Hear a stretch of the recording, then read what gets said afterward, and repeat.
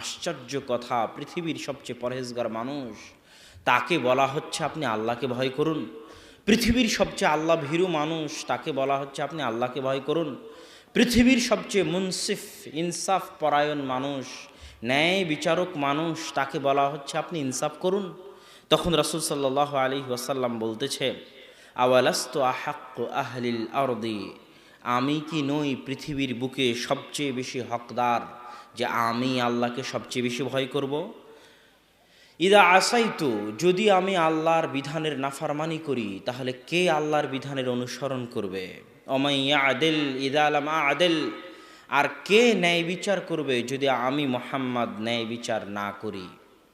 যেমনি রাসূল সাল্লাল্লাহু আলাইহি ওয়াসাল্লাম এই কথা বলেছেন, তো আল্লাহ রাসূলের কষ্ট দেখে খালিদ বিন ওয়ালিদ বলতেছে, আল্লাহ রাসূল আপনি নির্দেশ দেন আমি আর গর্দান উড়িয়ে দিই। যে আপনার উপর সন্দেহ করে যে আপনি ইনসাফ করতেছেন না, তাহলে সে তো মুমিন থাকতে পারে না, তাকে হত্যা করার আমাকে অনুমতি দিন। তখন রাসূল সাল্লাল্লাহু আলাইহি ওয়াসাল্লাম বলতেছে, লা, না, হত্যা করিও না। লা আল্লাহু ইউসল্লি, হতে পারে যে সে সালাত আদায় করে। তার মানে কি বোঝা গেল? যারা জেগে আছেন তাদেরকে জিজ্ঞেস করতেছি, এই অংশ থেকে কি বোঝা গেল? সালাত আদায় করলে হত্যা করা যাবে না। মাশাআল্লাহ, বারাকাল্লাহ ফিকুম। তখন এবার খালিদ বিন ওয়ালিদ উত্তরে বলতেছে, যেটা আমরা সবাই বলি, কাম্মিন মুসাল্লিন, আল্লাহ রাসূল আপনি জানেন না কত এমন সালাত আদায়কারী আছে যাদের অন্তরে একটা বাইরে আর একটা, ইয়াকুলু বিলিসানিহি মা লাইসা ফি কলবিহি, আল্লাহ রাসূল আপনি জানেন না আপনার পিছনে সালাত আদায়কারী এরকম বহু মুনাফিক আছে যাদের মুখ এক অন্তর আর এক।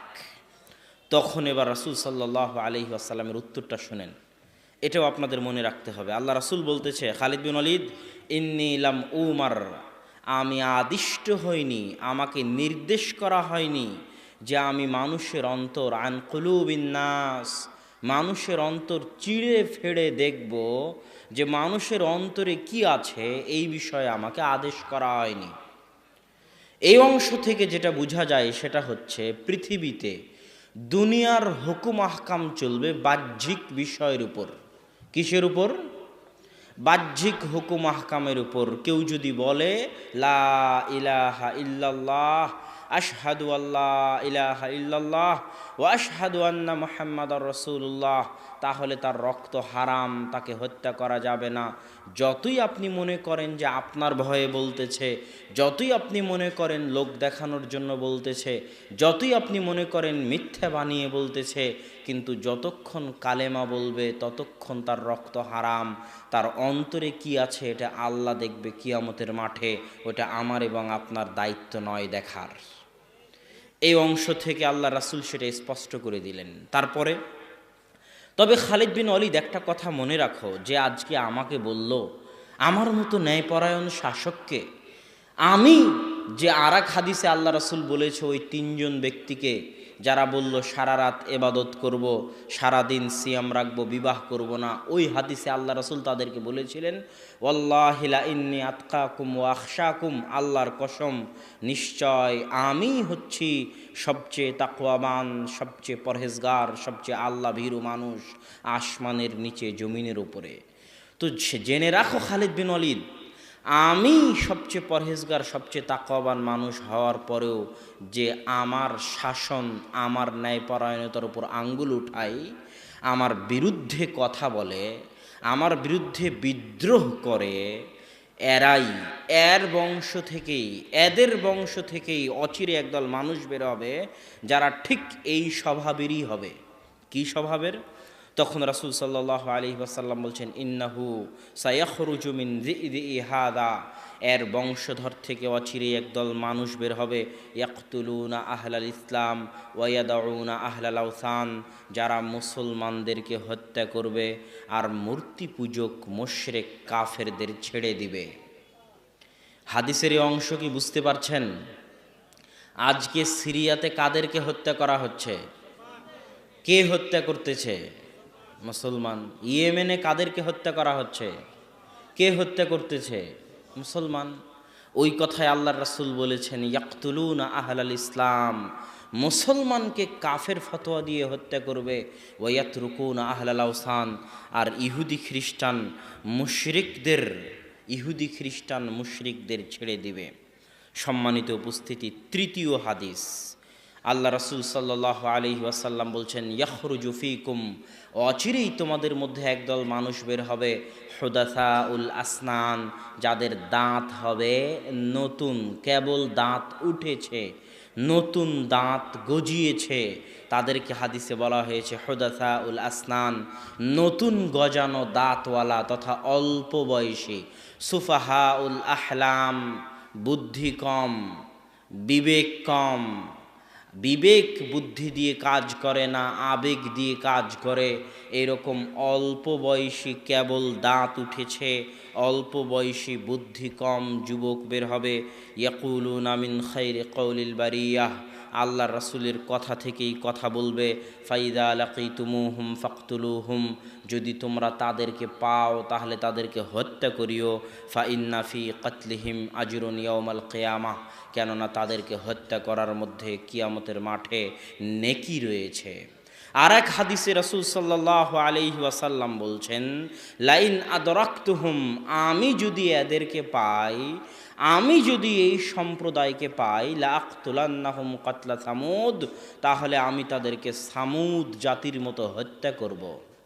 এই তিনটি হাদিস থেকে যা সারমর্ম বের হলো, তার সারমর্ম হচ্ছে, এক, অচিরেই একদল মানুষ বের হবে যাদের তাকওয়া, যাদের পরহেজগারিতা, যাদের সালাত, যাদের সিয়ামের সামনে সাহাবীরা, ভালো মানুষেরা নিজেদের সালাত সিয়ামকে নগণ্য মনে করবে, নিজেদের তাকওয়া পরহেজগারিতাকে নগণ্য মনে করবে। তারা এত তাকওয়াবান পরহেজগার হবে, তারা এত সালাত এবাদত গুজার বন্দেগি, এবাদত বন্দেগিতে ব্যস্ত থাকবে, এবাদত গুজার হবে, যে সাহাবীদেরা নিজেদের এবাদতকে তাদের সামনে নগণ্য মনে করবে। দুই, তারা হবে অল্প বয়সী, বিবেক দিয়ে কাজ করবে না, আবেগ দিয়ে কাজ করবে।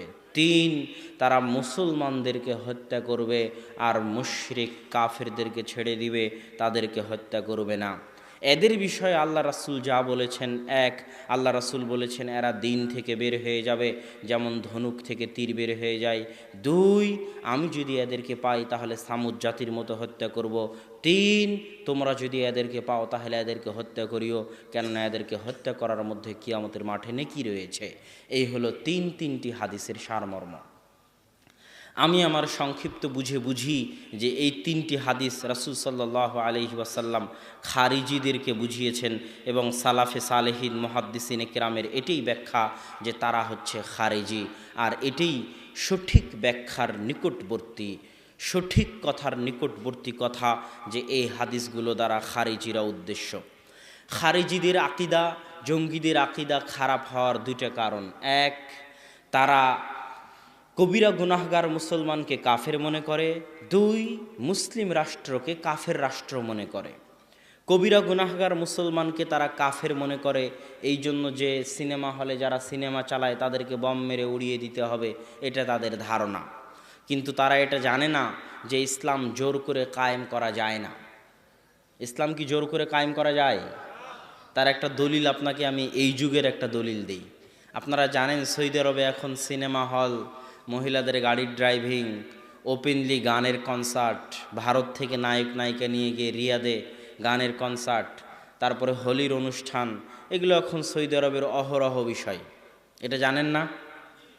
অথচ আপনারা খেয়াল করলে দেখবেন যে সৌদি আরবের যারা বাদশাহ বা বাদশাহের যারা ছেলে, মোহাম্মদ বিন সালমান বা মালিক সালমান, তাদের ক্ষেত্রে খেয়াল করলে দেখবেন যে আপনারা তাদের মালিক সালমানের স্ত্রীর ছবি আপনারা কোনো দিন দেখতে পাবেন না, কোনো ভিডিওতে, কোনো কিছুতে। বা তার ছেলের স্ত্রীর ছবি, মোহাম্মদ বিন সালমানের স্ত্রীর ছবি, কোথাও সে মোহাম্মদ বিন সালমানের সাথে যাচ্ছে, এরকম কোনো ছবি খুব কম পাবেন। তার মানে আমি এরকমও জানি দুবাইয়ের কিছু বাদশাহ আছে যাদের স্ত্রীদের ছবি তাদের পাসপোর্টে পর্যন্ত নাই। তারা রাষ্ট্রীয় ক্ষমতায় পাসপোর্টও তৈরি করেছে ছবি ছাড়া। তার মানে তারা পারিবারিকভাবে পর্দা, কথা বলে না, তারা পারিবারিকভাবে পর্দা মানে, কিন্তু জনগণ মানতে চায় না। হাজার হাজার লক্ষ লক্ষ যুবক ইউরোপ আমেরিকা থেকে পড়ে এসেছে, লক্ষ লক্ষ যুবক যুবতী ইউরোপ আমেরিকা থেকে পড়ে সৌদি আরবে ঢুকছে। তারা পরিবর্তন চায়, তারা কনসার্ট চায়। শুধু বাংলাদেশের মহিলারা হিন্দি সিরিয়ালের ভক্ত, এ কথা ভুল। সৌদি আরবের মহিলারাও হিন্দি সিরিয়াল, এমন কোনো হিন্দি সিরিয়াল নাই যে হিন্দি সিরিয়ালের আরবি ডাবিং করা হয়নি, এমন কোনো হিন্দি মুভি নাই যে হিন্দি মুভির আরবি ডাবিং করা হয়নি। সৌদি আরবের মহিলারা ওই হিন্দি সিরিয়াল, হিন্দি মুভিগুলোর ভক্ত, ফুটবল খেলার ভক্ত, তারাও এগুলো দেখে এবং শুনে। জনগণ মানতে চায় না, এই জন্য সরকার টিকতে পারে না। তার মানে হচ্ছে জোরপূর্বক ক্ষমতা দিয়ে ইসলাম কায়েম রাখা যায় না, বরং মানুষকে দাওয়াত দিয়ে মানুষের অন্তর পরিবর্তন করে ইসলাম ঠিক রাখতে হবে। এই জন্য মুসা আলাইহিস সালাম কোনোদিন ফেরাউনকে বলেননি যে আপনার ক্ষমতাটা আমাকে দিয়ে দিন, আর এই জন্য ফেরাউন মুসার বিরুদ্ধে লেগে গেলেন, তা নয়। মুসা আলাইহিস সালাম ফেরাউনকে এটাই বলেছেন, আপনি থাকেন ক্ষমতায় কিন্তু ইবাদত করেন আল্লাহর। ইব্রাহিম আলাইহিস সালাম কোনোদিন নমরুদকে বলেননি যে আপনি আপনার ক্ষমতাটা আমাকে দিয়ে দিন। ইব্রাহিম আলাইহিস সালাম এটাই বলেছেন, থাকেন ক্ষমতায় কিন্তু মূর্তি পূজা করিয়েন না, সেজদা আল্লাহর করেন। কেননা ইসলাম কোনো সময় রাষ্ট্র ক্ষমতা চায় না, ইসলাম চায় সংশোধন। তিনি রাষ্ট্রনেতা হন, প্রধানমন্ত্রী হন, আর সাধারণ মানুষ হন, সকলের সংশোধন। এটাই হচ্ছে ইসলামের নিয়ম। আর এই জিনিসটাতেই যারা খারিজি তারাও ভুল করেছে, এবং খারিজিদের সাথে আরও এক দল মানুষ তারাও ভুল করেছে। তারা মনে করেছে এরা অস্ত্র দিয়ে ক্ষমতা দখল করতে চায়, অতএব আমরা অস্ত্র নয়, আমরা ভোট দিয়ে ক্ষমতা দখল করব। আছে না নাই? ভোট দিয়ে ক্ষমতা দখল করতে। অথচ তারা জানে না যে 5 বছর পর পর যদি ক্ষমতা চেঞ্জ হয়, এই গণতন্ত্রের মাধ্যমে আমেরিকা ইসরায়েল তাদের সুযোগ রাখে যে এবার 5 বছর গেল তো এবার বাংলাদেশে কাকে ক্ষমতায় আনা যায়, এটা তখন আমেরিকা ভাবে। 5 বছর পর একটা চান্স পায় কাকে ক্ষমতায় আনা যায় এবং তার মাধ্যমে কি আদায় করা যায়। বারবার বিপক্ষ পার্টিকে কার্ড দেয় যে আপনাকে যদি ক্ষমতায় আনি তাহলে এটা এটা দিতে হবে। কথা কি বুঝতে পারছেন? তাহলে 5 বছর পর পর ক্ষমতা পরিবর্তনের একটা চান্স কে পায়? গুরুরা পায়। এর জন্যই গণতন্ত্র রাখা। ইসলাম কোনো সময় মানুষকে বলে না, ইসলামে এই থিওরি নাই যে কেউ সরকার ক্ষমতায় গেলে তার ক্ষমতা চেঞ্জ করতে হবে, এই থিওরি নাই। ইসলামের থিওরি হচ্ছে যে ক্ষমতায় গেছে ওকে বলো আপনি ক্ষমতায় থাকেন কিন্তু দেশ চালান ভালোভাবে আল্লাহর নিয়ম অনুযায়ী, আল্লাহর বিধান অনুযায়ী। এটা হলো ইসলামের নিয়ম। এই জন্য দাওয়াতি কাজ করতেন। আহমদ বিন হাম্বল জেলখানায় থেকেছেন, তৎকালীন শাসক কোরআনকে আল্লাহর বাণী মানতে অস্বীকার করেছে, আর কোরআনকে যে আল্লাহর বাণী মানবে না সে কাফের হয়ে যাবে। তারপরেও আহমদ বিন হাম্বল কোনোদিন বলেননি চলো বিদ্রোহ করি। হাজার হাজার লাখ লাখ ছাত্র আহমদ বিন হাম্বলের, কত ছাত্র নেবেন? ইমাম আবু দাউদ ওই জামাই পড়তেন যেই রকম জামা আহমদ বিন হাম্বল পড়তেন। ইমাম আবু দাউদ ওইভাবে হাঁটতেন যেভাবে আহমদ বিন হাম্বল হাঁটতেন।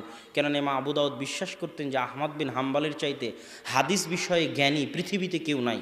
আর আহমদ বিন হাম্বল যদি হাদিস বিষয়ে সবচেয়ে জ্ঞানী হয় তাহলে আল্লাহর রাসূল বিষয়ে সবচেয়ে জ্ঞানী আহমদ বিন হাম্বল। অতএব আল্লাহ রাসূল কিভাবে চলতেন এই বিষয়ে সবচেয়ে জ্ঞানী আহমদ বিন হাম্বল, আল্লাহ রাসূল কিভাবে খেতেন এই বিষয়ে সবচেয়ে জ্ঞানী আহমদ বিন হাম্বল। তাই আহমদ বিন হাম্বল যখন এভাবে চলে, এভাবে খায়, এভাবে হাঁটে, তা আমি আবু দাউদ আর কী করবো? আমিও আহমদ বিন হাম্বলের মতো চলি, খাই, হাঁটি। এটা হলো ইমাম আহমদ বিন হাম্বলের একজন ছাত্র ইমাম আবু দাউদ। আহমদ বিন হাম্বলের একজন ছাত্র ইমাম বুখারী। এরকম শত শত হাজারো ছাত্র আছে। আহমদ বিন হাম্বল চাইলে বিদ্রোহের ডাক দিলে একদিনই রাজপথে বেরিয়ে আসতো। এরকম হাজারো লাখো ছাত্র আহমদ বিন হাম্বলের ছিল, 10 লক্ষ হাদিসের হাফেজ, কিন্তু তিনি ডাক দেননি। শাইখুল ইসলাম ইবনে তাইমিয়া 8 বার জেল খেটেছেন, জেলখানাতেই মারা গেছেন, কিন্তু কোনোদিন বলেননি যে সরকারের বিরুদ্ধে বিদ্রোহ করতে হবে, সরকারের বিরুদ্ধে বিদ্রোহের ডাক দিতে হবে। তিনি চাইলে পারতেন। তিনি যোদ্ধা মানুষ। ইবনে তাইমিয়া রাহিমাহুল্লাহ শুধু লেখক মানুষ নন, শুধু জ্ঞানী পণ্ডিত মানুষ নন। একাধারে যদি কারো ভিতরে জ্ঞান, লেখনী, হাদিসের জ্ঞান, কোরআন এবং হাদিসের জ্ঞান, লেখনীর জ্ঞান এবং জিহাদে শরীক হওয়ার ফজিলত জমা হয়ে থাকে, তাহলে তাদের একজন হচ্ছেন শাইখুল ইসলাম ইবনে তাইমিয়া, তাদের একজন হচ্ছেন আব্দুল্লাহ বিন মুবারক রাহিমাহুল্লাহ। তারা যেমন জিহাদে অংশগ্রহণ করতেন সেরকম তারা লেখনী এবং বিভিন্ন জগতে তাদের পদচারণা ছিল। শাইখুল ইসলাম ইবনে তাইমিয়া রাহিমাহুল্লাহ হালাকু খা, চেঙ্গিস খা এদের বিরুদ্ধে যুদ্ধে অবতীর্ণ হয়েছেন। যেই সরকার তাদেরকে জেলখানায় বন্দি করে রেখেছে ওই সরকারের সাথেই, তবুও তাদের বিরুদ্ধে বিদ্রোহের ডাক দেননি। মাওলানা আহমদ সারহিন্দি, যাকে বলা হয় মুজাদ্দেদে আলফে সানি নামে, যিনি এই দেশে পরিচিত, তিনি বাদশাহ আকবরের সময়ের আলেম। বাদশাহ আকবর যখন দিনে ইলাহি নিয়ে আসলো, দিনে ইলাহি মানে হিন্দু আর ইসলাম দুটাকে মিলিয়ে একটা ধর্ম, সেটা হলো দিনে ইলাহি। এটা হচ্ছে বাদশাহ আকবরের দিন। তখন মুজাদ্দেদে আলফে সানি এটার কঠিন বিরোধিতা করলেন। বাদশাহ আকবর তাকে জেলখানায় ঢুকিয়ে দিলেন। কিন্তু মুজাদ্দেদে আলফে সানি কোনোদিন বলেননি চলো বাদশাহ আকবরের বিরুদ্ধে বিদ্রোহ করি। তিনি চেষ্টা করে গেছেন মরা পর্যন্ত বাদশাহ আকবরকে সংশোধন করার, বিদ্রোহ করে ক্ষমতা থেকে সরানোর নয়। কেন? এত বড় বড় আলেম ওলামা এই কাজে কেন হাত দিলেন না? এই কাজে হাত না দেওয়ার সবচেয়ে বড় কারণ হচ্ছে এই কাজে হাত দিলে নিরাপত্তা চলে যায়। নিরাপত্তা বুঝেন? নিরাপত্তা হচ্ছে আসমানের নিচে জমিনের উপর যতগুলো নেয়ামত আছে তার মধ্যে সবচেয়ে বড় নেয়ামত হচ্ছে নিরাপত্তা। আজকে সিরিয়ার মুসলমানদেরকে জিজ্ঞেস করবেন নিরাপত্তার নেয়ামত কাকে বলে। সৌদির মসজিদে যখন সিরিয়ার মুসলিম মায়েরা ভিক্ষা করে তখন তাদেরকে জিজ্ঞেস করবেন নিরাপত্তার নেয়ামত কাকে বলে। ইয়েমেনের মা এবং বোনেরা যখন সৌদির মসজিদে ভিক্ষা করে, কাবাঘর মদিনার আশেপাশে যখন ভিক্ষা করে তখন তাদেরকে জিজ্ঞেস করবেন নিরাপত্তার নেয়ামত কাকে বলে। একদিন তো সিরিয়ায় ইয়েমেনে নিরাপত্তা তো অন্তত ছিল। আজ আপনার এতগুলো মানুষ এখানে আসছেন, বাড়িতে আপনার বউ ছেলে মেয়ে আছে, তারা তো নিরাপদে আছে নাকি? না তাদেরকে কেউ জবাই করে দিচ্ছে, তাদেরকে কেউ হত্যা করতেছে, না নিরাপত্তা আছে? এই যে নিরাপত্তার নিয়ামত, এই নিয়ামতটুকু বুঝার জ্ঞান খারিজিদের নাই। এই জন্য ইসলামের নিয়ম হচ্ছে কেউ যদি ক্ষমতায় যায় তো দুইটা শর্ত ছাড়া তাকে তুমি ক্ষমতা থেকে সরাতে পারবে না। এক, যতক্ষণ না প্রকাশ্য কাফের হয়ে গেছে। যদি দেখা যায় প্রকাশ্য কাফের হয়ে গেছে তাহলে তখনই তাকে ক্ষমতা থেকে সরাতে পারবা যখন ক্ষমতা থেকে সরিয়ে পুনরায় দেশে নিরাপত্তা কায়েম করার মতো ক্ষমতা তোমার হাতে আছে। কথা মনে হয় বুঝাতে পারিনি, বুঝতে পারতেছেন? তখন দ্বিতীয় শর্ত হচ্ছে তখন যখন তোমার হাতে এমন ক্ষমতা আছে যে তুমি চলমান সরকারকে সরিয়ে পাল্টায় ক্ষমতায় গিয়ে পুনরায় আগের মতো নিরাপত্তা বজায় রাখতে পারবা, বিস্তার করতে পারবা, তখনই বিদ্রোহ করতে পারবা। এটা হলো দ্বিতীয় শর্ত। যদি রাষ্ট্রনেতা পূর্ণ কাফের হয়ে গেছে কিন্তু এই ক্ষমতা তোমার নাই যে তুমি তাকে ক্ষমতা থেকে সরিয়ে পুনরায় ক্ষমতা দখল করে সারা দেশে আগের মতো নিরাপত্তা কায়েম করতে পারবা, এই ক্ষমতা যদি না থাকে তাহলে তোমার জন্য বিদ্রোহ করা হারাম হবে। আর তোমার বিদ্রোহ করার কারণে যত মুসলিম মা এবং বোনের রক্ত প্রবাহিত হবে তার জন্য তুমি জিম্মেদার হবা। যেমন আজকে সিরিয়ার মাটিতে বাশার আল আসাদকে সরিয়ে তার জায়গায় ক্ষমতা দখল করার ক্ষমতা ছিল না, আবেগের জোরে বিদ্রোহ করা হয়েছে। আজ সিরিয়ার মাটি মুসলমানদের হাতে আর এক মুসলমানের রক্তে রঞ্জিত, বিশাল ফিতনা। আল্লাহু আকবার। সম্মানিত উপস্থিতি, এই জন্য আরও একটা জিনিস মনে রাখবেন যে আজকে আমাদের দেশের প্রধানমন্ত্রী মহিলা প্রধানমন্ত্রী হওয়া কিন্তু ইসলামে কোনো সময় জায়েজ নয়। ইসলামে কোনো সময় নারী ইমাম হতে পারে না পুরুষের। ইসলামে কোনো সময় নারী দেশের রাষ্ট্রপ্রধান হতে পারে না, এটা ইসলামের নিয়ম। কিন্তু যদি হয়ে যায় তখন কি করবেন? জোরপূর্বক হয়ে গেছে বা ভোটের মাধ্যমে চলে এসেছে, ক্ষমতা দখল করে নিয়েছে, হয়ে গেছে, তখন কি করবেন? রাসূল সাল্লাল্লাহু আলাইহি ওয়াসাল্লাম বলছেন যদি হাবশি গোলাম ক্ষমতায় চলে আসে তো হাবশি গোলামের তোমরা আনুগত্য করিও। গোলাম কিন্তু, কৃতদাস কিন্তু কোনোদিন ইসলামের বিধানে ক্ষমতা পেতে পারে না, এটা ইসলামের নিয়ম। ইসলামের একটা নিয়ম হচ্ছে কারা কারা ক্ষমতা হবে, খলিফা হবে, তাদের একটা নিয়ম হচ্ছে নারী যেমন খলিফা হতে পারে না তেমন কৃতদাসও খলিফা হতে পারে না। কিন্তু তারপরেও যদি কৃতদাস খলিফা হয়ে যায়, নেতা হয়ে যায় জোরপূর্বক, তাহলে তোমরা তার আনুগত্য করিও যতক্ষণ না সে প্রকাশ্য কাফের হয়ে যায় এবং তাকে বিদ্রোহ করে সরিয়ে পাল্টা ক্ষমতা দখল করে দেশে নিরাপত্তা কায়েম করার মতো ক্ষমতা না থাকে। এর পিছনে একটাই উদ্দেশ্য, অন্য কোনো উদ্দেশ্য নাই। মুসলিম মা এবং বোনের বৃথা রক্ত যেন প্রবাহিত না হয়।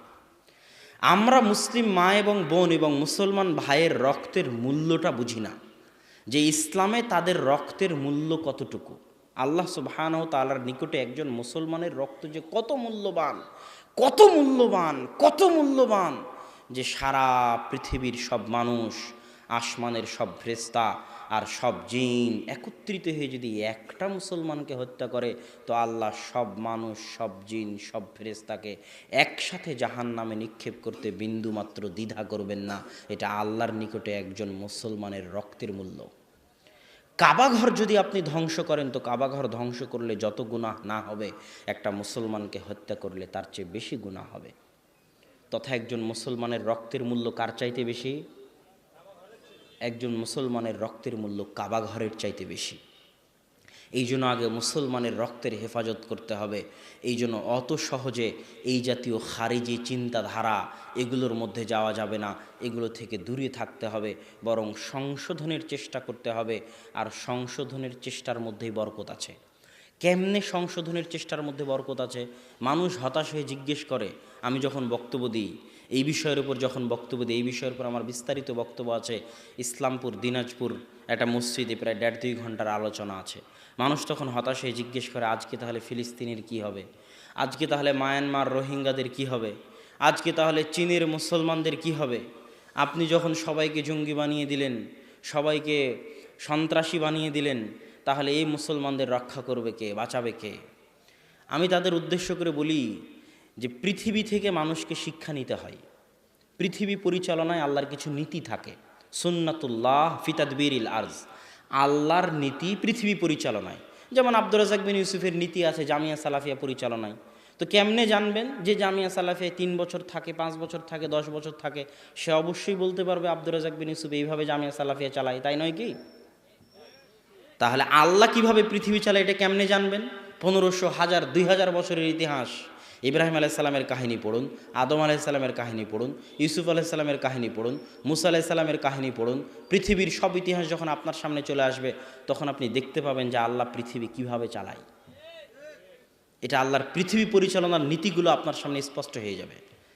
তো আল্লাহর পৃথিবী পরিচালনার নীতি থেকে গত 1500 বছরের ইতিহাসে দেখা যায় যে মুসলমানেরা আজকে যতটা বিপদের সম্মুখীন, এর চাইতে হাজারো গুণ, শতগুণ বিপদের সম্মুখীন ছিল দুটো সময়। এক, যখন ক্রুসেডাররা ফিলিস্তিন দখল করে নিয়েছিল। আজকে যেমন ইসরায়েল ফিলিস্তিন দখল করে আছে বাইতুল মাকদেস, ঠিক ক্রুসেডাররা এরকম বাইতুল মাকদেস দখল করে নিয়েছিল। ওই সময়টা ছিল মুসলমানদের জন্য খুব শোচনীয় সময়। 2, যখন হালাকু খাঁ চেঙ্গিস খাঁ মুসলমানদের মাথা কেটে মিনার তৈরি করতো বাগদাদে, বাগদাদের মতো উন্নত শহরকে একদিনে বিরান মরুভূমি বানিয়ে দিয়েছিল। ওই আব্বাসি খেলাফতের রাজধানী ছিল বাগদাদ। অত উন্নত শহর তৎকালীন যুগে ইউরোপ কোনোদিন কল্পনাও করতে পারে না, আজকের বিশ্ব কল্পনা করতে পারে না। এত উন্নত শহর ছিল বাগদাদ। সেই বাগদাদকে একদিনে বিরান মরুভূমি বানিয়ে দিয়েছে হালাকু খাঁ চেঙ্গিস খাঁ, আর মুসলমানদের মাথা কেটে মিনার তৈরি করেছে। সেই হৃদয় বিদারক ইতিহাসগুলো পড়ে দেখুন। হালাকু খাঁ চেঙ্গিস খানদের ঝড় উঠেছিল তাতার, মঙ্গোলিয়া, চীনের পাশে। এখান থেকে এই ঝড়কে থামানোর মতো পৃথিবীর কেউ ছিল না। মনে হচ্ছিল একদম দুনিয়া থেকে ইসলামকে মিটিয়ে তারপরে হালাকু খাঁ চেঙ্গিস খাঁ থামবে। তো এত বিপদে মুসলমানরা আগে কোনো দিন পড়েনি, এখন তো এগুলো কোনো বিপদই নয়। তো ওই সময় মুসলমানদের কে উদ্ধার করেছে ইতিহাস পড়েন, তাহলে বুঝবেন যে আল্লাহ পৃথিবী কিভাবে চালায়। ওই সময় কোনো টুটাফাটা 10টা যুবক এক জায়গায় হয়ে বললো অমুক আমাদের আমির, লিল্লাহে তাকবীর, চলো বম মারি, তাদের মাধ্যমে আল্লাহ মুসলমানদের উদ্ধার করলো, এটা আপনি ইতিহাসে পাবেন না। আপনি ইতিহাস ঘাটলে দেখবেন বৈধ শাসক সালাহুদ্দিন আইয়ুবী ছিলেন মিশরের বৈধ শাসক। তিনি কোনো 10টা 15টা গ্রুপের নেতা নয়, বৈধ শাসক। সালাহুদ্দিন আইয়ুবীর মতো বৈধ শাসক দিয়ে আল্লাহ বাইতুল মাকদেসকে মুক্ত করেছে।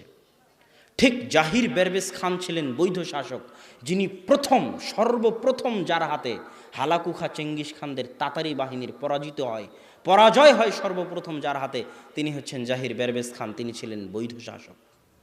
তো আল্লাহ সুবহানাহু ওয়া তাআলা মুসলমানদের নাজাত দেন বিপদে পড়লে বৈধ শাসক দিয়ে।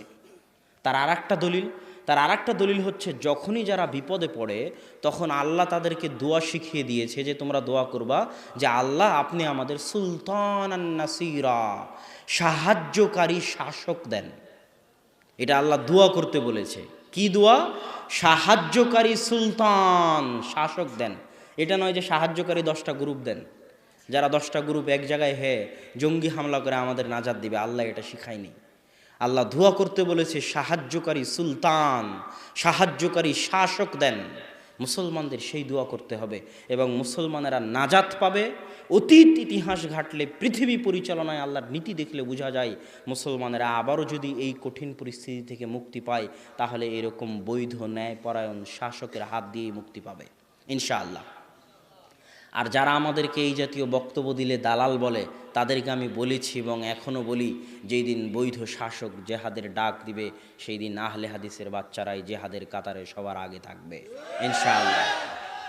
অতএব জেহাদ আমরা জিহাদ বিরোধী এই কথা বলে আমাদেরকে কলঙ্কিত করার, এই কথা বলে আমাদেরকে দালাল পেট্রোডলার খাই, এগুলো বলে আমাদেরকে ছোট করার কোনো উপায় নেই। যেই দিন দেখা যাবে বৈধ শাসক জিহাদের ডাক দিয়েছে, সেই দিন আপনারাই যারা আমাদেরকে অপবাদ দিচ্ছেন তারাই হয়তো পালিয়ে যাবেন। কেননা তার প্রমাণ তো আছে, ইংরেজদের ক্ষেত্রে তার প্রমাণ তো আছে। ইংরেজ শাসনের বিরুদ্ধে প্রথম জিহাদের হুঙ্কার কে দিয়েছিল? শাহ ইসমাইল শহীদ রাহিমাহুল্লাহ, আল্লাহ তাকে শহীদ হিসেবে কবুল করুন। তার বই আছে রাফুল এদাইনের ওপর, তার বই আছে তাদকিরুল ইখওয়ান, যেখানে তিনি তাকলিদের বিরুদ্ধে লিখেছেন। তার বই আছে তাকবিয়াতুল ইমান, যেখানে তিনি শিরক বেদাতের বিরুদ্ধে লিখেছেন। ভারত পাকিস্তানের মাটিতে কেউ এতটা কঠোর ও কঠিনভাবে শিরক বেদাতের বিরুদ্ধে লিখেছে, এটা মনে হয় দুনিয়ার মানুষ জানতই না। তিনি হচ্ছেন শাহ ইসমাইল রাহিমাহুল্লাহ। তিনি রাফুল আদাইন করতেন, 25,000 হাদিসের হাফেজ ছিলেন, তিনি আহলে হাদিস। তিনিই প্রথম ইংরেজদের বিরুদ্ধে জিহাদের ডাক দেন। কিন্তু তার স্বপ্ন এখন পর্যন্ত পূরণ হয়নি। এই কথা বললে তো আবার বিপদে পড়ে যাব। কেন তার স্বপ্ন এখন পর্যন্ত পূরণ হয়নি? তার দলিল হচ্ছে, মুসলমানেরা যখন ক্ষমতা হারায় তখন পুরো পাক ভারত বাংলাদেশের ক্ষমতা কাদের হাতে ছিল? মুসলমানদের হাতে। মুসলমানেরা যখন ক্ষমতা হারায় তখন পুরো পাক ভারতের ক্ষমতা কার হাতে ছিল? মুসলমানদের হাতে ছিল, তাই নয় কি? না শুধু বাংলাদেশ আর পাকিস্তান মুসলমানদের ছিল, সমগ্র ভারত উপমহাদেশ মুসলমানদের অধীনস্থ ছিল। তো যখন ইংরেজরা দখল করে নিল, তখন শাহ ইসমাইল শহীদ যে জেহাদের ডাক দিলেন, সেটা কি জেহাদের ডাক? পুনরায় সমগ্র ভারতে যেন ইসলাম প্রতিষ্ঠা হয়, সেটাই তো, নাকি? তাই নয় কি? তো ওনার স্বপ্ন কি পূরণ হয়েছে? পূরণ হয়নি। তাহলে মুসলমানেরা কেমনে বলে যে আমরা স্বাধীন হয়েছি? 1947 সালে মুসলমানেরা যে দাবি করে আমরা স্বাধীন হয়েছি, আমার দৃষ্টিতে এই দাবি ঠিক নয়। কেন? আজকেও ভারতের পতাকা যে বিল্ডিংয়ে উঠানো হয়, ওই বিল্ডিংয়ের মালিক মুসলমানেরা। লালকেল্লা যেটা, সেই লালকেল্লায় ভারতের পতাকা উঠে, ওই বিল্ডিংয়ের মালিক মুসলমান। দিল্লির অলিতে গলিতে এবং ভারতের অলিতে গলিতে মুসলমান শাসকদের সেই পদচিহ্ন এখনও থেকে গেছে। অথচ আজকে ভারতের মুসলমানেরা কত কষ্টে নিমজ্জিত।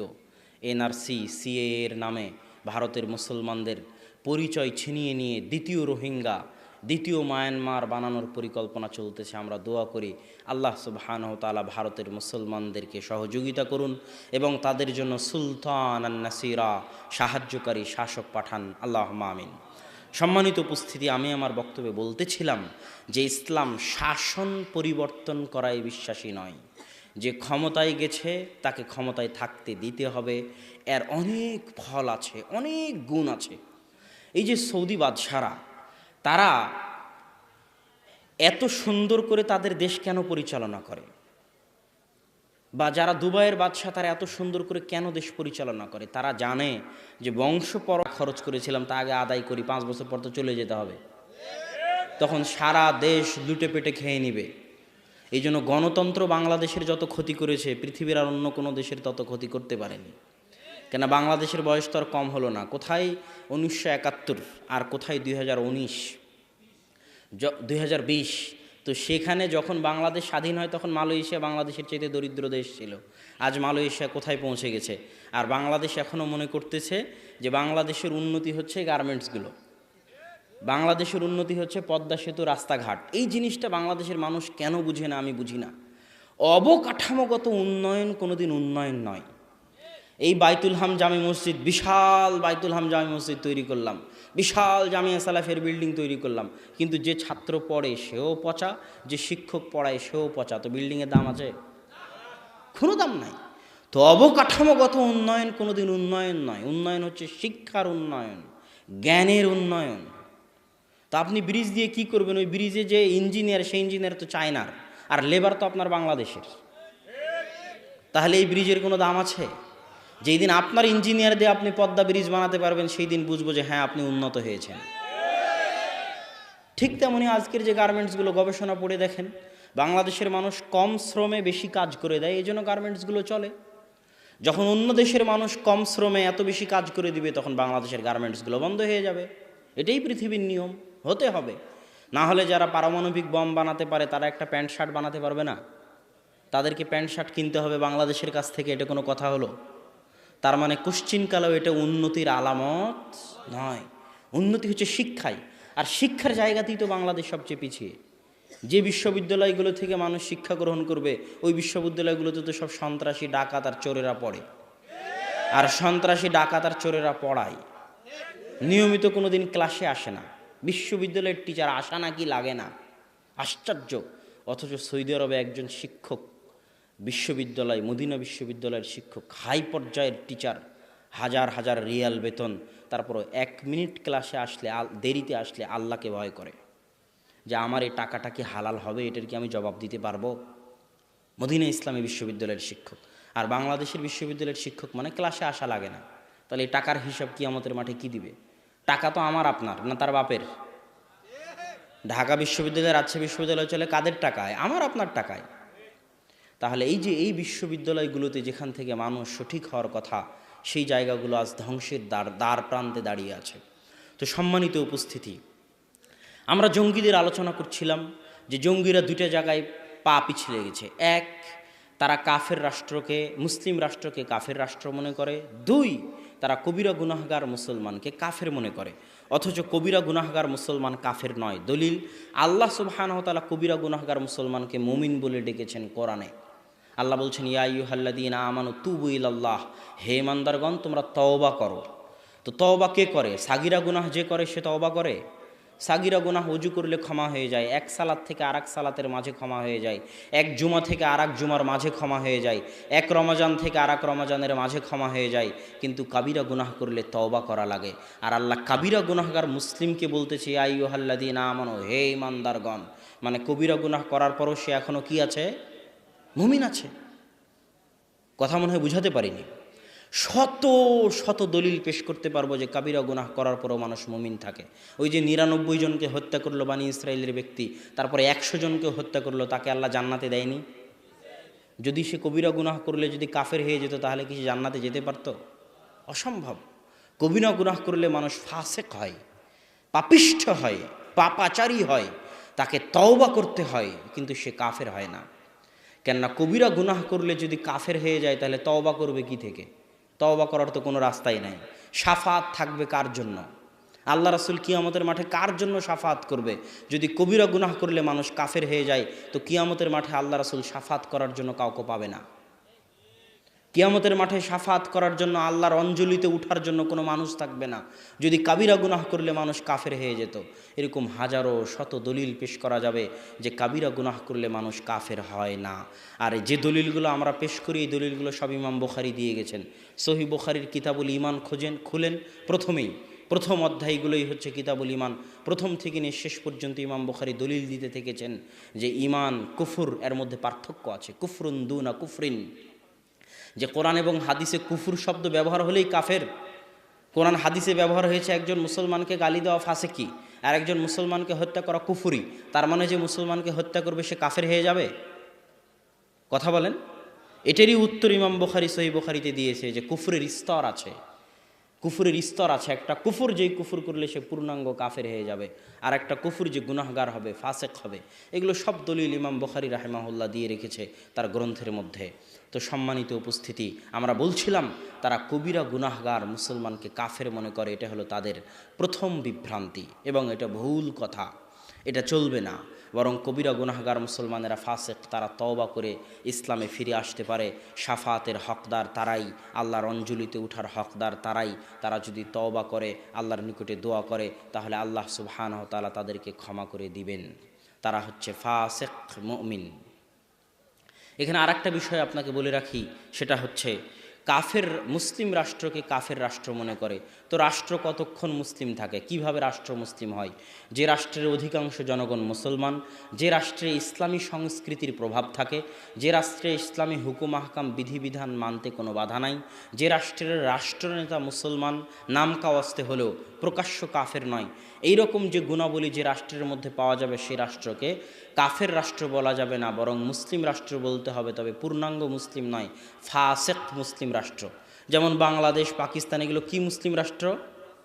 ফাসেক মুসলিম রাষ্ট্র। এগুলোকে সংশোধন করার চেষ্টা করতে হবে।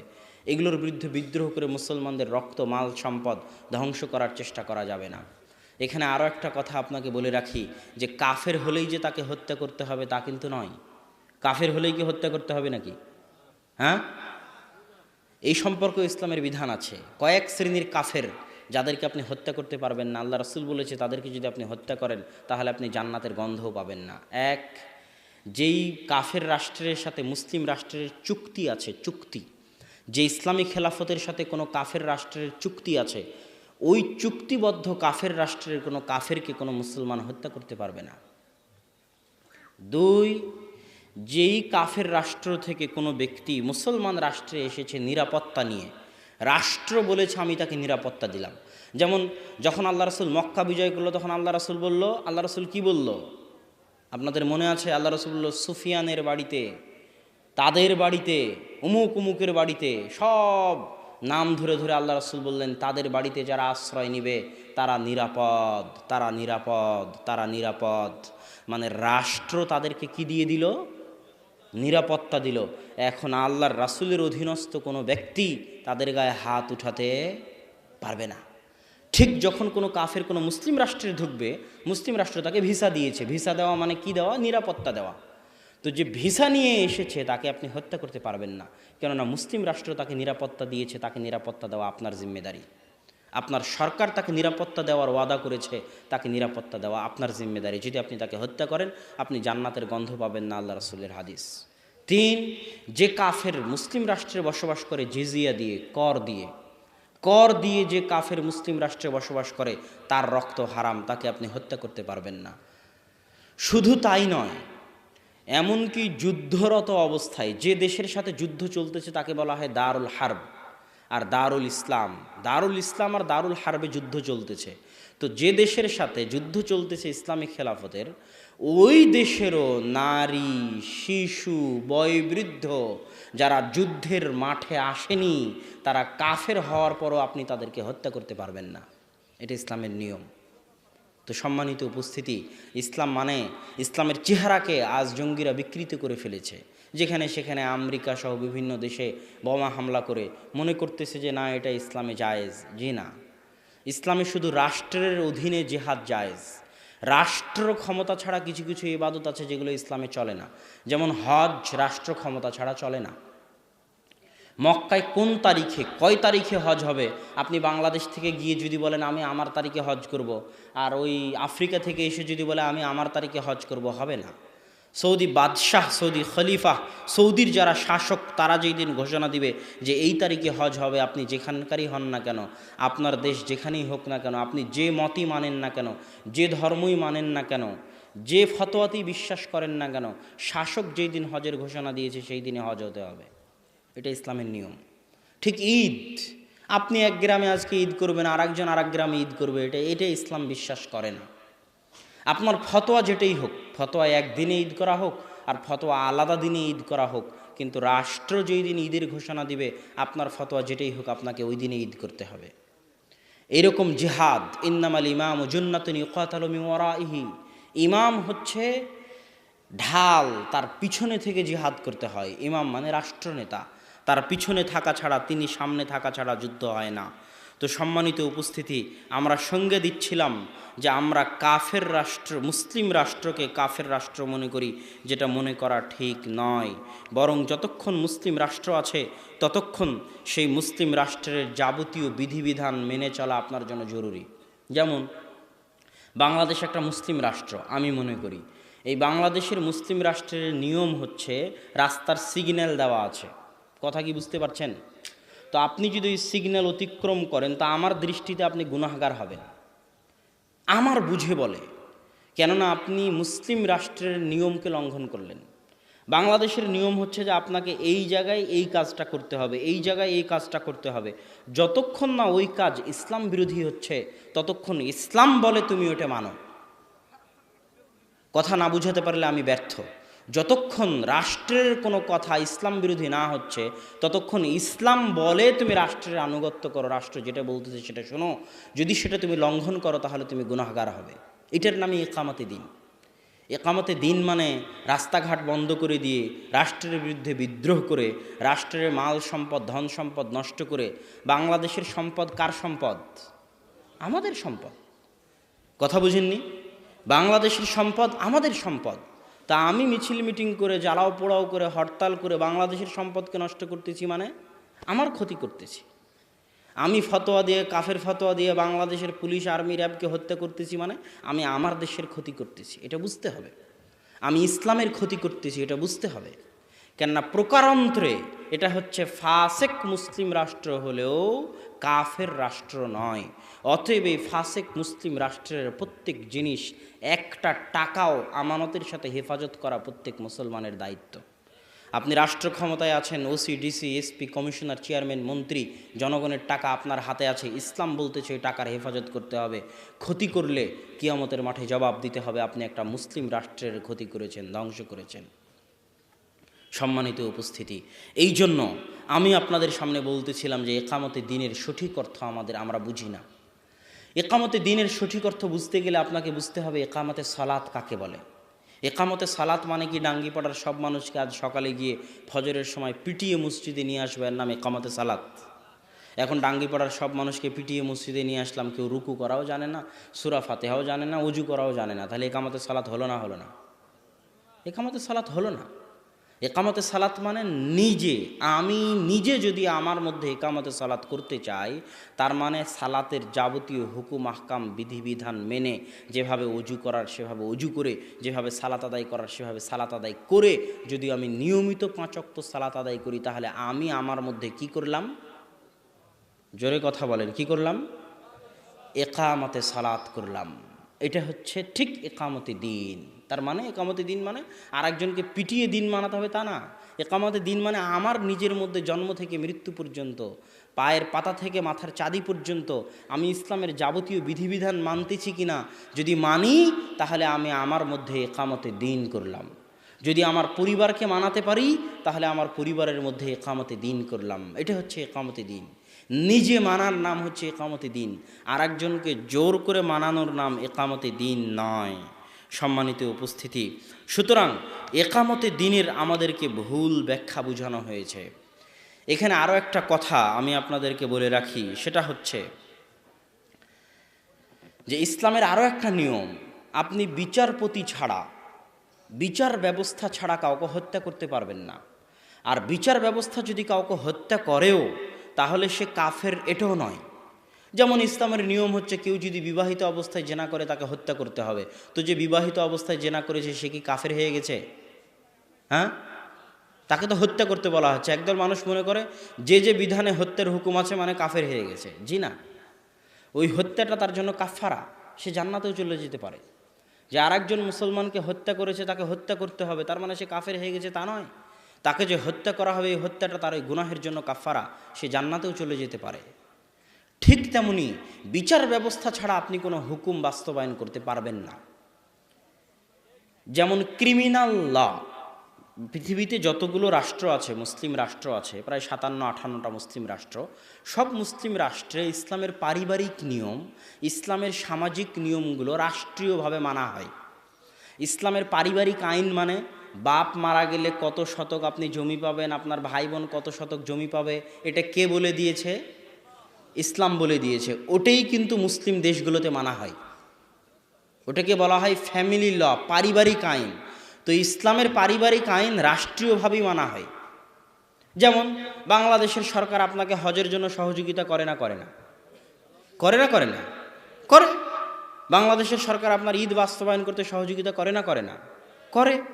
তাহলে ইসলামের যেগুলো সামাজিক বিধিবিধান আছে, ইসলামের যেগুলো পারিবারিক বিধিবিধান আছে, সেগুলো প্রায় অধিকাংশ মুসলিম রাষ্ট্র মানে, রাষ্ট্রীয়ভাবে মানে। রাষ্ট্রগুলো কি মানে না? ইসলামের ক্রিমিনাল ল মানে না। অপরাধ সংক্রান্ত ইসলামের যে বিধিবিধানগুলো আছে এগুলো কোনো রাষ্ট্র মানে না, সৌদি ছাড়া।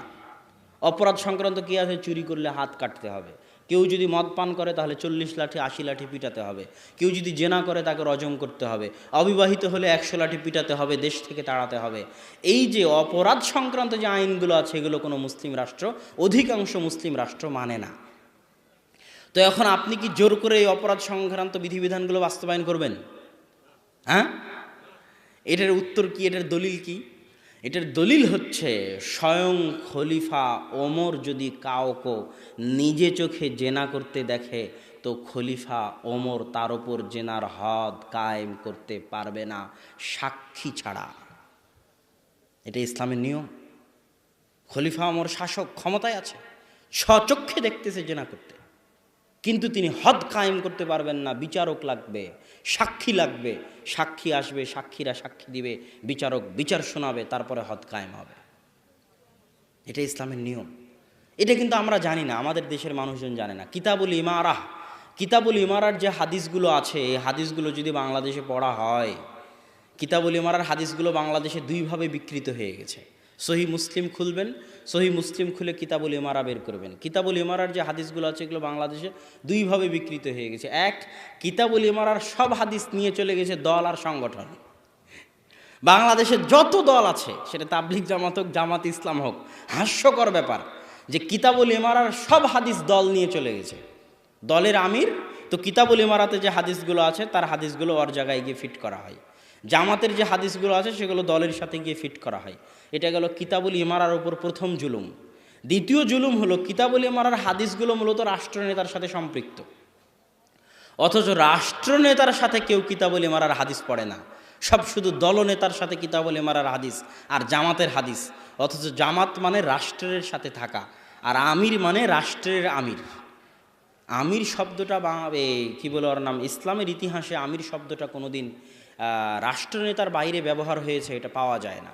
গত 100, 150, 200 বছর আগে রাষ্ট্রনেতার বাইরে ব্যবহার হয়েছে এটা পাওয়া যায় না। এখনও মদিনার আমির আছে, মক্কার আমির আছে। আমার উস্তাদ মুফতি ইউসুফ তাওয়ালি দারুল উলুম দেওবন্দের শিক্ষক, তিনি তাবলিগ জামাতের আমিরকে লক্ষ্য করে বলতেন, তাবলিগ জামাতের আমিরকে লক্ষ্য করে বলতেন যে আপনি কেউ চুরি করলে হাত কাটতে পারেন না, কেউ জেনা করলে রজম করতে পারেন না, কেউ অপরাধ করলে গ্রেফতার করতে পারেন না, তাহলে আপনি কিসের আমির? কেননা আমির মানে হচ্ছে ক্ষমতা। চুরি করলে হাত কাটতে পারতে হবে, সে আমির। আর যদি না পারে তাহলে সে শায়েখ হতে পারে, মুফতি হতে পারে, আলেম হতে পারে, অনুসরণীয় ব্যক্তিত্ব হতে পারে, কিন্তু আমির হতে পারবে না। এটা ইসলামের পরিভাষাগত ব্যাপার। ঠিক জামাতের ব্যাপারটা ওই রকমই।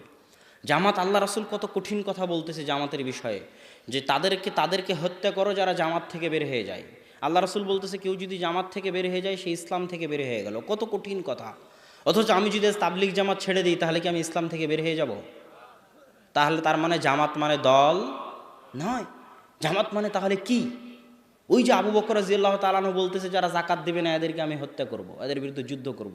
তো ওমর রাদিয়াল্লাহু তাআলা আনহু বলছে কেমনে যুদ্ধ করবেন? এরা তো সব আশহাদু আল্লা ইলাহা ইল্লাল্লাহ, আশহাদু আন্না মুহাম্মাদুর রাসূলুল্লাহ এই কালেমা পড়েছে, এদের তো রক্ত হারাম, এদের বিরুদ্ধে তো আপনি যুদ্ধ করতে পারেন না। এটা কে বলতেছে? ওমর রাদিয়াল্লাহু তাআলা আনহু বলতেছে। তো ওমর রাদিয়াল্লাহু তাআলার কথা শুনলেনই না আবু বকর রাদিয়াল্লাহু তাআলা আনহু। আবু বকর রাদিয়াল্লাহু তাআলার ওই বাক্য কত কঠোর ও কঠিন সেটা আব্বুর যাকাতের বক্তব্যে শুনিয়েন, যে কত কঠোর ও কঠিন। যে লাউ মানাউনি কালান ইউদ্দুনাহু ইলা রাসূলিল্লাহ, ওমর শুনে রাখো, যারা আল্লাহর রাসূলের যুগে যাকাত দিতে আসতো, যাকাত দিতে এসে গরু ছাগল উটের সাথে গরু ছাগল উটের দড়িও দিয়ে যেত।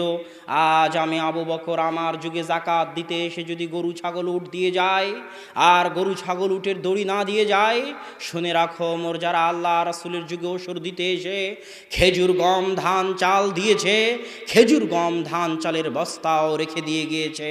আর আমি আবু বকর আমার যুগে খেজুর ঢেলে দিয়ে বস্তা নিয়ে যেতে চাই, তাহলে আমি আবু বকর ওই দড়ি ওই বস্তার জন্য যুদ্ধ চালিয়ে যাব, হয় মরবো না হয় মারবো। তাহলে এরা তো সব মুসলমান, তো মুসলমানদেরকে আবু বকর রাদিয়াল্লাহু তাআলা কেন মারতে চাইলেন? দলিল, এরা জামাত থেকে বের হয়ে গেছে। কথা কি বুঝলেন? রাষ্ট্রনেতার আদেশ, বৈধ খলিফার আদেশ, বৈধ খলিফার নির্দেশকে অমান্য করে তার বিরুদ্ধে বিদ্রোহ করেছে, তার মানে জামাত থেকে বের হয়ে গেছে। এদেরকে এখন রাষ্ট্রনেতা হত্যা করতে পারে, ফাঁসি ঝুলিয়ে দিতে পারে, এটা তার জন্য জায়েজ। তার মানে জামাত মানে হচ্ছে রাষ্ট্র, খেলাফা, তার সাথে সম্পৃক্ত থাকা। জামাতের আরেকটা অর্থ হচ্ছে মসজিদের জামাতের সাথে সম্পৃক্ত থাকা। মসজিদের জামাতের সাথে যদি কোনো মুসলমান সম্পৃক্ত না থাকে তাহলে সে জামাতবদ্ধ থাকলো না, এটা ছোট জামাত। এটা হচ্ছে জামাতবদ্ধ জীবনযাপনের অংশ। ইসলাম একটা সংগঠনের মতো। ইসলামের নেতা মুহাম্মদ সাল্লাল্লাহু আলাইহি ওয়াসাল্লাম, ইসলামে মাসিক কিয়ানত দিতে হয়, ইসলামে বাৎসরিক কিয়ানত দিতে হয়, সেটা যাকাত দিতে বাধ্য।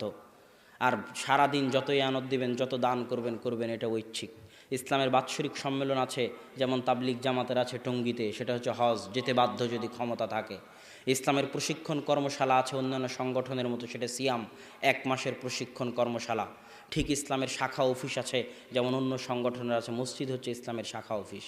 যারা ইসলাম নামক সংগঠনের সদস্য থাকতে চায়, দিনে 5 বার তাদেরকে মসজিদে হাজিরা দিতে হবে। হাজিরা না দিলে ইসলামের জামাত থেকে, মুসলমানদের জামাত থেকে সে বের হয়ে যাবে। এর নাম হচ্ছে জামাত, আর এর নাম হচ্ছে কিতাবুল ইমারা। কিতাবুল ইমারার হাদিসগুলো পড়েন, সব রাষ্ট্রনেতার সাথে সম্পৃক্ত। আল্লাহ রাসূল বলছে, সে মারুক পিটুক, তার তোমরা আনুগত্য করো। তো সম্মানিত উপস্থিতি, এখানে আরও একটা কথা বলি, যেটা বলছিলাম যে বিচার ব্যবস্থা ছাড়া আপনি কোনো বিধান বাস্তবায়ন করতে পারবেন না। স্বয়ং ওমর রাদিয়াল্লাহু তাআলা আনহু পারবেন না, এটা তো আমাদের দেশের মানুষরা জানে না। আরও একটা কথা বলি, জোরপূর্বক রাষ্ট্র ক্ষমতা দখল করতে হবে কি না? জোরপূর্বক জি না। কেন? আল্লাহ সুবহানাহু ওয়া তাআলা আপনার উপর জাকাত ফরজ করেছে। কখন? যখন আপনি নিসাব পরিমাণ সম্পদের মালিক হবেন তখন। তো আপনি নিসাব পরিমাণ সম্পদের মালিক হননি মানে আপনাকে জাকাত দেওয়া লাগবে না। তো আপনি এখন ভাবতেছেন আমার তো জাকাত দেওয়া হচ্ছে না, তো জোর করে চুরি করে, বাটপারি করে, ডাকাতি করে নিসাব পরিমাণ সম্পদের মালিক হই, তারপরে জাকাত দিব। এটা কি চলবে? চলবে না। তো যেমন জোর করে অন্যায়ভাবে জাকাত নিজের উপর ফরজ করার জন্য জোর করে আপনি চুরি করে, ডাকাতি করে জাকাত নিজের উপর ফরজ করবেন, এটা নয়। ঠিক তেমন রাষ্ট্রের ইসলাম, যে যেখানে ক্ষমতায় আছে সারা মুসলিম বিশ্বে, আজকে বাংলাদেশের প্রধানমন্ত্রী শেখ হাসিনা থেকে শুরু করে, পাকিস্তানের প্রধানমন্ত্রী ইমরান খান থেকে শুরু করে, সৌদির বাদশাহ থেকে শুরু করে, সকলের উপর যে যেখানে ক্ষমতায় আছে সকলের উপর ফরজ, সকলের উপর ফরজ, সকলের উপর ফরজ যে তারা নিজ নিজ দেশে ইসলামের বিধিবিধান বাস্তবায়ন করবে। যদি না করে তাদেরকে কিয়ামতের মাঠে আল্লাহর সামনে জবাব দিতে হবে। কিন্তু এটা আমার দায়িত্ব নয়, আমার উপর এখনো ফরজ হয়নি। কোনোদিন যদি আমার উপর চলে আসে রাষ্ট্র ক্ষমতা, তাহলে তখন আমার উপর ফরজ হবে। কথা মনে হয় বুঝাতে পারিনি। যে যেখানে রাষ্ট্র ক্ষমতায় আছে তার রাষ্ট্রে ইসলাম কায়েম করা তার উপর ফরজ। আমার এখনো রাষ্ট্র ক্ষমতায় যায়নি মানে আমার উপর ফরজ নয়। আর জোর করে নিজের উপর ফরজ চাপিয়ে নিব, মারামারি করে, গণ্ডগোল করে, হরতাল করে, ভোট দিয়ে, অস্ত্র দিয়ে নিজের উপর ফরজ চাপিয়ে নিব, এটা সালাফে সালেহিনের পদ্ধতি নয়।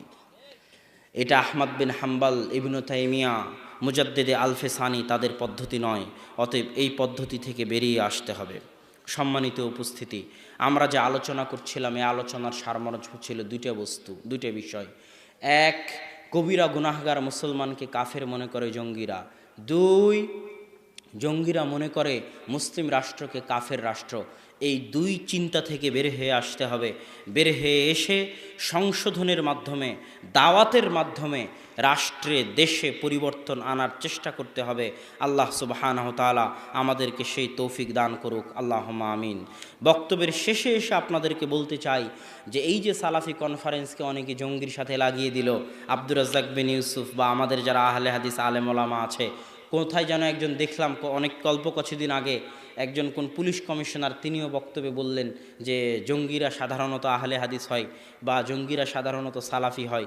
তো এই কথার ক্ষেত্রে আমি একটা কথা বলতে চাই, যদিও ঘুমন্ত পরিবেশ, এই জন্য সেইভাবে কথার মধ্যে আসতেছে না ওভাবে, কিন্তু একটা কথা যেটা বলতে চাই বাংলাদেশের সরকারকে, উপস্থিত প্রশাসনকে, উপস্থিত গোয়েন্দা বিভাগকে, যারা এখানে গোয়েন্দা বিভাগের লোকেরা আছেন, যেহেতু এই সালাফি কনফারেন্সকে নিয়ে গত 1 সপ্তাহ 10 দিন যাবৎ অনেক দৌড়ঝাঁপ, বিশাল ঝড়ঝাপটার মধ্যে দিয়ে যেতে হয়েছে।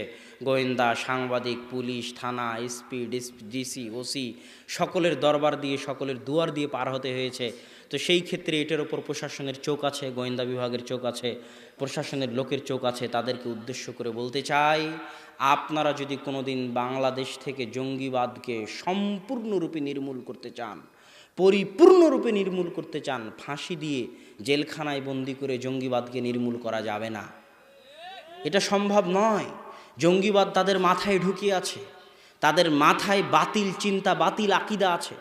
যতক্ষণ না তাদের মাথা থেকে বাতিল চিন্তা, বাতিল আকিদা বের করা যাবে, ততক্ষণ জোরপূর্বক চাপিয়ে, জোরপূর্বক জেলখানায় বন্দি করে, জোরপূর্বক ফাঁসি দিয়ে স্থায়ীভাবে জঙ্গিবাদকে ধ্বংস করা যাবে না। আপনারা যদি কোনোদিন চান, আমি আপনাদের চ্যালেঞ্জ দিয়ে বলতে পারি, আহলে হাদিস সালাফিরা তো জঙ্গি নয়, মাননীয় প্রধানমন্ত্রী থেকে শুরু করে প্রশাসনকে বলতে চাই, আপনারা যদি কোনো দিন কল্পনা করেন বাংলাদেশের মাটি থেকে জঙ্গিবাদকে চিরস্থায়ীভাবে নির্মূল করবেন, তাহলে আহলে হাদিস আলেমদেরকে ডেকে এই সমস্ত জঙ্গিদের মাঝে দাওয়াতি কাজ করার সুযোগ করে দিন। ইনশাআল্লাহ আহলে হাদিস আলেমদের সুযোগ দিলে, আহলে হাদিস আলেমদের রাষ্ট্রীয়ভাবে বাইতুল মোকাররম থেকে টিভি চ্যানেলগুলো থেকে শুরু করে জঙ্গি যাদের মধ্যে জঙ্গি আকীদা আছে তাদের মাঝে সারা দেশব্যাপী প্রোগ্রাম করার, আলোচনা করার, তাদের মিডিয়ার মাধ্যমে তাদের বক্তব্য দেওয়ার সুযোগ করে দিলে সর্বক্ষেত্রে ইনশাআল্লাহ বাংলাদেশের মাটিতে আহলে হাদিসরাই পারবে এই জঙ্গিবাদ সন্ত্রাসবাদের চিন্তাকে বাংলাদেশের মাটি থেকে চিরতরে নির্মূল করে দিতে ইনশাআল্লাহ।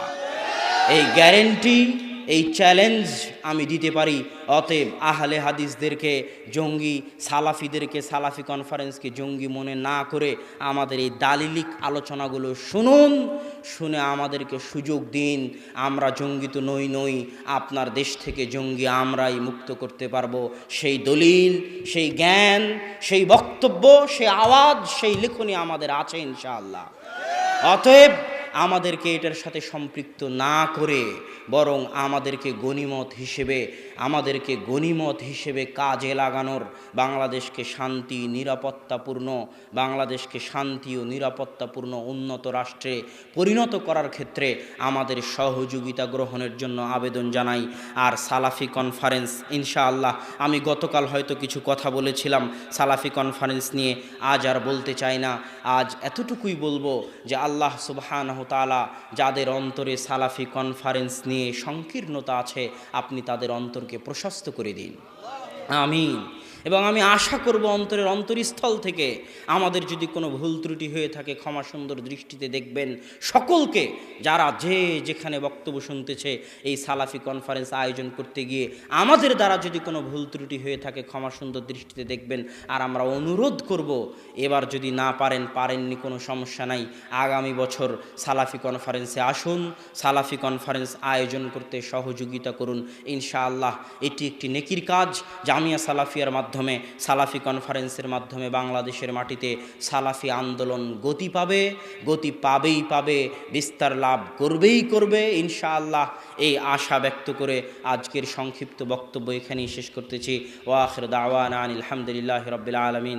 আসসালামু আলাইকুম ওয়া রাহমাতুল্লাহি ওয়া বারাকাতুহু।